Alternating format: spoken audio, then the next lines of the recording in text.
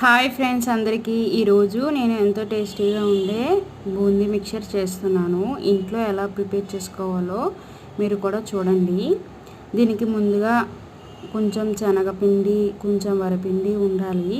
3 కప్పులు శనగపిండి ఉంటే 1 కప్పు వరిపిండి ఉండాలి. దాంట్లో మనం కారం, ఉప్పు కలుపుకొని దోసల పిండిలా తయారు చేసుకోవాలి. మీకు కావాలితే సోడా ఉప్పు వేసుకోండి, లేదంటే లేదు.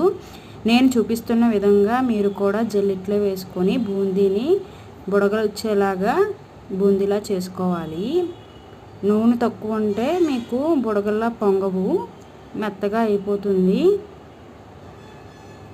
తర్వాత మనం ఇందులో కలుపుకోవడానికి వేపిన శనగపప్పు, పల్లీలు, కరివేపాకు, చూడండి చిన్న అప్పడాల్లా ఉన్నాయి కదా అవి, ఇవన్నీ వేసుకొని కొంచెం కారం, ఉప్పు వేసి బాగా కలుపుకుంటే టేస్టీగా ఉండే బూందీ రెడీ అవుతుంది.